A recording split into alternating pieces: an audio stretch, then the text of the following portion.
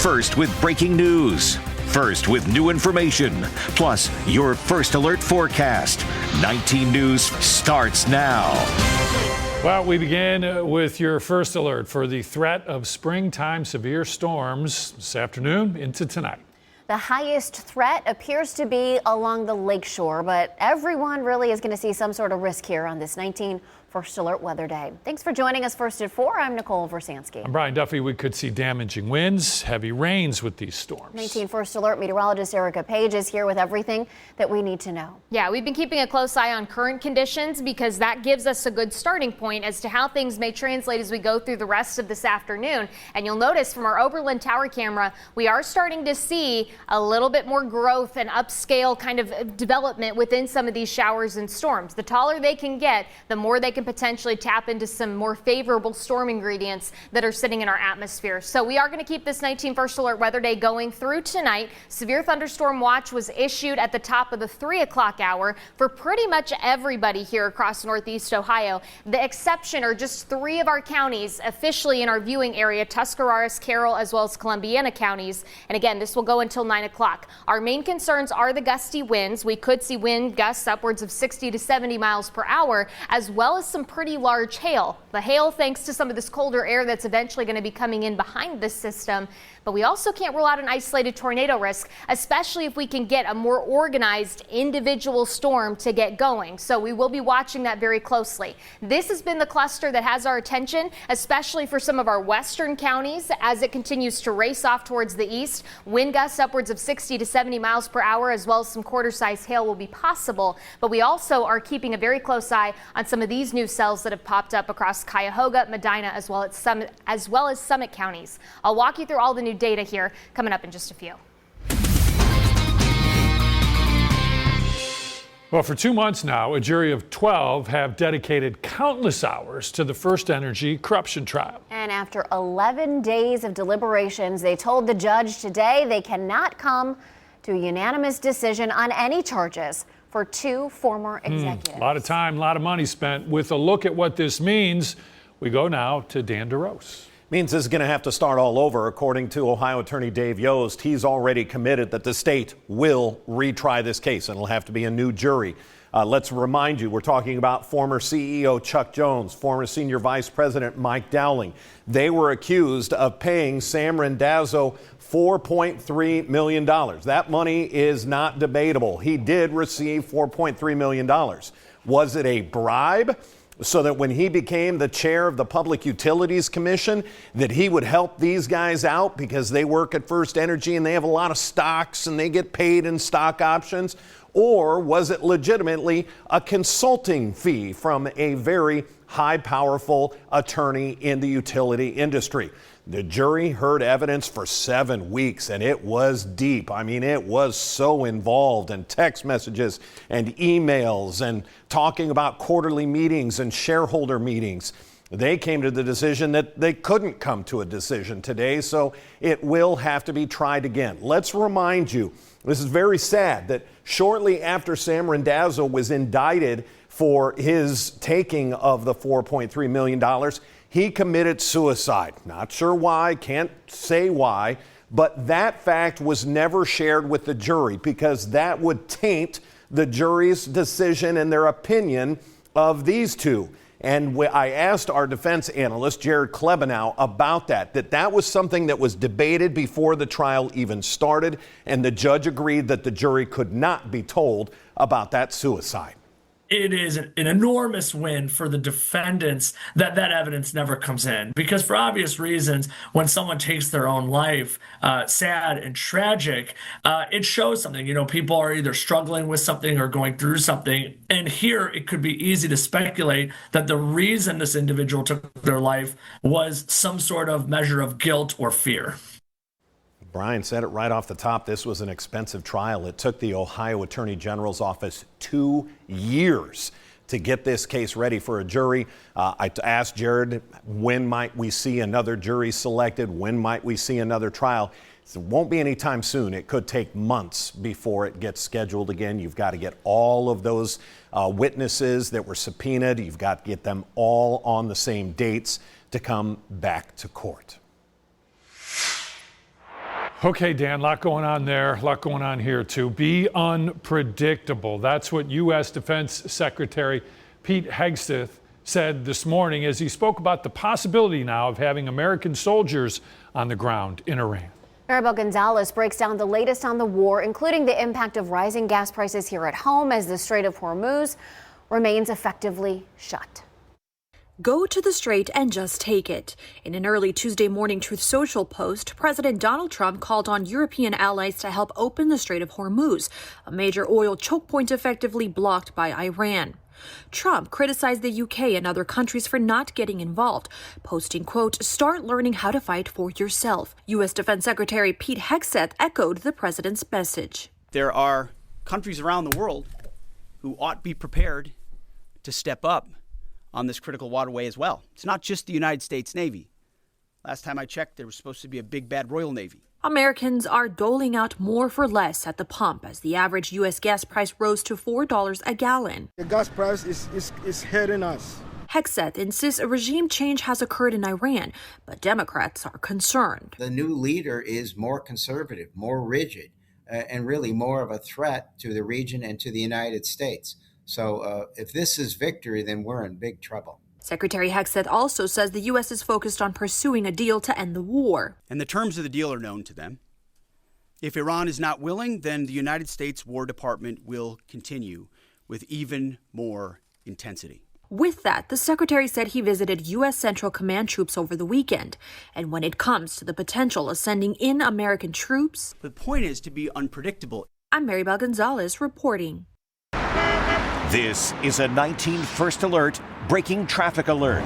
You're taking a live look in Akron where Route 8 meets Howe Avenue, and I'm going to take away this banner now that you know where it is that you're looking at, because there's a crash that is blocking the right shoulder on Route 8 southbound just before Howe Avenue. But you can see that we have a lot of bumper-to-bumper traffic right around there and also leading up to that. That's because it's not just this crash that's, again, on Route 8 southbound on that far right shoulder that's causing a bit of a delay, and also because of the rush hour traffic filling up the freeway. But there's also another crash right on Howe Avenue near Front Street. So as you're trying to exit Route 8 to get to Howe, you're dealing with a crash. Then as soon as you get to Howe, you're dealing with another crash. And then you're also going to be dealing with stop and go traffic all throughout Route 8 southbound through Cuyahoga Falls with speeds just 18 miles per hour. So you'll be starting to be heavy on the brakes over where Route 8 passes Front Street, but delays are just between 5 and 10 minutes tops. Rachel, thank you. Now for more on those gas prices, up over $4 a gallon across the country, and prices in Ohio are not far behind. First at 4, Isabella Roberts found several drivers today who are already cutting back and getting creative to stretch every dollar at the pump. Now we got to debate, hey, we're going to have a steak dinner tonight or we're going to fill up and go to work. Groceries or gas? Ohio drivers like Kelly Tompkins may have to start cutting back as prices at the pump keep climbing. And we got to go to work, you know, and these prices is really ridiculous because $10 won't even, $20 won't even get me not even a half a tank. Well, the frustration at the gas pump is hard to miss. We're talking $3.79 a gallon in Ohio. Diesel drivers facing even more at $5.45 nationwide. Now, those numbers are forcing some pretty tough decisions on drivers. Derek Manley and his wife now share their most fuel-efficient car to keep costs down. He's off, I'll take her car. We try to keep it down to one car. So, yeah, we're working it out, but it's still hard with the prices. So. According to AAA, the national average for a gallon of gas is now $4.02, the highest it's been since June of 2022. Prices have surged because of oil supply disruptions tied to the war in Iran, including the closure of the Strait of Hormuz, a critical shipping lane for global oil supplies. Ohio drivers are paying below that national average, but for many, that's little comfort.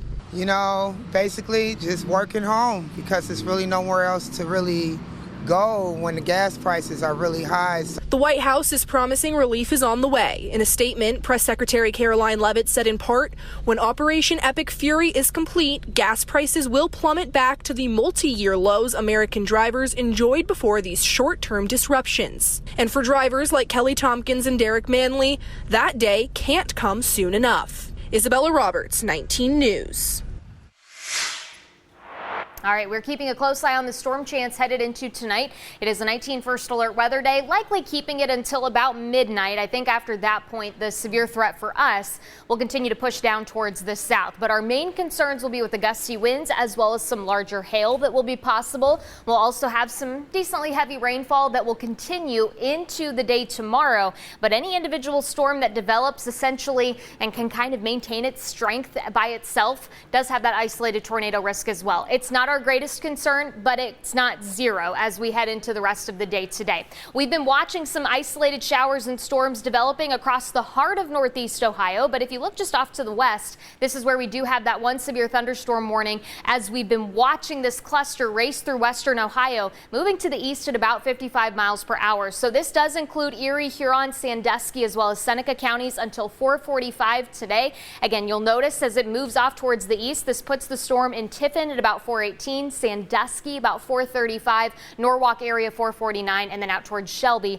just ahead of 5 o'clock. Winds gusting upwards of 70 miles per hour will be possible, and we could also have some penny-sized hail basically embedded within that line if you get in on the kind of the strongest part of that storm. These showers and storms that have popped up across parts of Medina, Summit, Cuyahoga, and now moving into Portage as well as Geauga counties, not severe. They've given us a few lightning strikes, but they are something we will keep a close eye on as we continue on into this afternoon. I'll walk you through where the data stands into tonight coming up. Well, did you happen to attend one of Ohio's public universities? More than a dozen of them could be closed or consolidated if one of the candidates running for governor has his way. So our Harry Boomer joining us live at Cleveland State University with reaction to this. So Harry, what are people saying? Well, you know, decades ago, Governor James Rose, a Republican, made sure Ohio residents would have convenient, quality education at his universities. Today, there is a proposal to reduce the number of public universities in the state. The Buckeye State has 14 public universities. Republican gubernatorial candidate Vivek Ramaswamy recently suggested that some of them be closed. Look at the number of universities in our state. I love universities in Ohio. I want us to have the best universities. But we have too many of them. Absolutely. They need to be consolidated. And when you consolidate them, they can actually be centers of excellence. The idea is not sitting well with fellow Republican and current Governor Mike DeWine. I'm not in favor of consolidating our colleges or doing away with any of our 14 public universities. You know, it's important to have them all over the state. So frankly, people who can't afford to live at the college in room and pay room and board, they can commute. We still have commuters. In working with the governor, I mean, I couldn't agree more. Democrat Dr. Amy Acton is running for governor too. So these are gems of our community, and they're essential, essential to the economy and essential for people like me. Dr. Acton is a Youngstown State graduate, one of the universities Vivek Ramaswamy wants to close or change. I came out of Central State in 1971, okay? I had teachers who taught me at Glenville who came out of Central State. Central State is on the list of possible closures, too. Cleveland Municipal Court Judge Michael Nelson graduated from Central State University. He sat on his board for years. Ramaswamy wants to kill it. We need to make sure that he gets the message that that is not going to be acceptable to the black community nor to the state at large. Cleveland State is also on Ramaswamy's list. These CSU students are not on board with him. Not too thrilled because I really do love it here. I'm a transfer student, and I've really come to love it here. And it really is a nice campus. I mean, everyone here is so kind and nice. I'm also a graphic design major, and I do really love it here. I think that would be really upsetting. I don't think it's a very good idea. A lot of ideas are floated during a political campaign. Judging from the people I talked with today, this one may be dead on arrival. Outside of CSU, I'm Harry Boomer, 19 News. Well, there was an escapee at Albuquerque's Biopark Zoo. Alice, the elephant, felt she needed a little change of scenery, so she broke a section, listen to this, of welded steel in her enclosure and went on a little stroll. Staff was alerted that Alice had left the habitat, immediately triggering their emergency protocols. While Alice calmly crunched on plants and trees, zoo staff was able to get Alice to return to her habitat using what they called a trained recall method. You're able to secure the perimeter, have our zookeepers come and start recalling her back. Good girl, Alice, come to me. All right. Part of the elephant's habitat has been blocked off while staff reinforces. They better really reinforce that steel. Now your 19 First Alert forecast. Certified most accurate since 2004. All right, evidently don't get in the way of an elephant when it wants to go somewhere. Exactly. All right. Yeah. Let's get back to 19 First Alert meteorologist Erica Page. It was a nice day for a walk earlier today. Yeah, not anymore. She's tracking storm potential tonight on this First Alert Weather Day. Yeah, and these storms are going to be also moving quickly. So while it may be nice right now, it's not going to take a whole lot of time potentially for some of these storms to roll in. Let's walk you through the next kind of few hours here as we watch for these showers and storms to roll in. Friendly reminder, severe thunderstorm watch in effect for pretty much all of our viewing area until 9 o'clock tonight as we wait on a couple of different rounds of storms to roll in. We knew the northern half of Ohio was going to be in that favored zone for potentially seeing a few more of these strong, possibly even severe storms. What that level 2 out of 5 risk means is that you may get a few strong to severe thunderstorms moving through, and we've been monitoring this cluster very closely. But keep in mind, this is round number 1. You get a little bit of a break behind that, maybe not completely. I just don't think we're going to have as organized activity until you start to get that cold front rolling in, and that will happen as we get into the later part of tonight. Right now, it's been a few pop-up showers and thunderstorms across parts of Cuyahoga, Medina, Summit, now moving into Geauga as well as Portage counties. But we also have this severe thunderstorm warning just off to our west. It does include the counties of Erie, Huron, Sandusky, as well as Seneca until 4:45, and it's moving its way eastward at about 55 miles per hour. So it does put it in the Sandusky area here within the next 10 to 15 minutes. Norwalk about 4:45 or so, Shelby area about 4:55, and if this cluster holds together near Elyria at about 5:15. Gusty winds upwards of 60 to 70 miles per hour will be possible, as well as the potential for some hail in the mix as well. These pop-up showers and storms that we've seen farther east have not been able to really maintain strength. So that is good news for us, especially considering where our temperatures sit right now into about the lower to middle 70s. Now to your top 4 at 4. After 9 days of deliberations, the jury can't reach a verdict in the corruption trial for 2 former First Energy executives, Charles Jones and Michael Dowling, charged in the Ohio House Bill 6 bribery scandal. Ohio Attorney General Dave Yost said the state will retry this case. However, the defense is asking for a mistrial and to have the case thrown out. A Cleveland man pleaded guilty to attempted murder for assaulting a security guard at a Cleveland apartment complex. Nathaniel Seawright will be sentenced on April 30th. The attack happened around 3 in the morning last September on Prospect Avenue. Police say Seawright got into an argument with another person. That's when the security guard tried to intervene. The security guard's name has not been released. ODOT kicking off its largest construction season ever, spending $3.4 billion on nearly 1,000 road and bridge projects this year. That's a lot of orange barrels. Biggest local impact is on 90. That's a $328 million project. This is on the west side, replacing pavement and 5 bridges between East 9th Street and Carnegie Avenue. It won't be done until 2032. Starting in mid to late April, drivers will start noticing a big change. All right, you're looking live at Artemis 2 on the launch pad at the Kennedy Space Center in Florida. History will be made as soon as tomorrow. In a historic space flight around the moon, the crew of 4 has been training for nearly 3 years for this 9-day mission. The first 2-hour launch window opens tomorrow at 6:24 p.m. If it doesn't happen, NASA says there will be additional opportunities through Monday. New updated guidelines emphasize that watching what you eat can actually help your heart. The American Heart Association says about half of adults live with some type of cardiovascular disease, partly driven by factors like diabetes and obesity. The organization put together 9 steps Americans can follow to improve their diet and reduce heart disease. They include eating plenty of fruits, vegetables, whole grains, and plant-based proteins. avoiding saturated fat and ultra-processed foods, and minimizing sugar, sodium, and alcohol intake. And so you don't necessarily even have to go fully vegetarian, but a couple plant-based meals a week can make a big difference for your blood pressure, your cholesterol, and your blood sugar. The American Heart Association recommends adults and children follow these guidelines, even those as young as 1 year old. Breaking at this hour, 2 people died after a chase ended in a fiery crash at the main gate of Travis Air Force Base in California. Started as a traffic stop, but then the suspects, they took off. About 20 minutes later, they crashed in the visitor parking lot, and then that vehicle caught on fire. Deputies used fire extinguishers trying to put out the flames, but they were unsuccessful. Both the driver and the passenger died. Also breaking, a written threat was sent to a Hudson, Wisconsin church today. This is not local. Faith Community Church posted on social media it was working with police.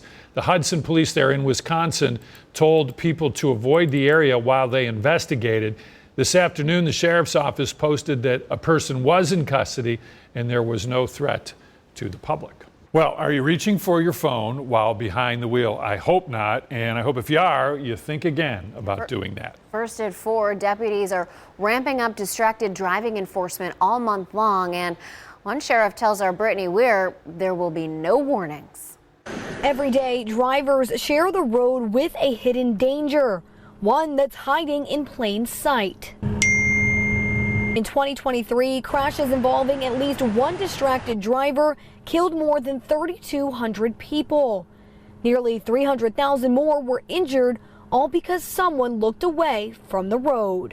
You're putting everyone at risk, not only yourself, but everyone else that's driving out there. This April, Stark County Sheriff Eric Weisburn says his office is taking a zero-tolerance approach, increasing enforcement as part of the National Highway Traffic Safety Administration's Distracted Driving Month. The sheriff says distracted driving looks a lot like drunk driving, and his deputies are trained to spot it. If you ever follow anybody that's on their phone, you do notice that they are traveling out of their lane. It's just like driving intoxicated. It's taking your attention off the road. We can't have that. Deputies aren't just watching from the road. Some are stationed inside a semi-truck, giving them a direct view into passing vehicles. We have deputies in the semi-truck from an elevated position that can see even better inside your car. And then we have cruisers staged around the area. And we're able to spot from an elevated platform drivers that are on their phone and being distracted. And if you're caught, don't expect a pass. The sheriff says deputies will not be handing out warnings. We're going to give you a citation. And your first one is going to be like $150 in court and get 2 points on your driver's license. And if it's your second one, then the penalties go up and the fines go up. The sheriff recommends simple steps to stay focused. They are take your phone and put it in the back seat before you start driving, use the do not disturb mode, or hand it over to your passenger to handle all calls or texts. It just does not make sense to text and drive. You're just putting everyone at risk. In Canton, Brittany Weir, 19 News.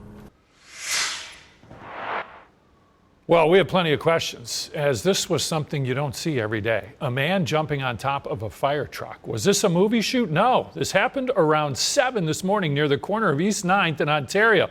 That's Cleveland police up there arresting the guy who also reportedly jumped onto a semi between the cab and the trailer before he jumped on top of the fire truck. Yeah, it looks like a big movie scene or something going on. We're working to learn his name and what charges he faces. No one was hurt.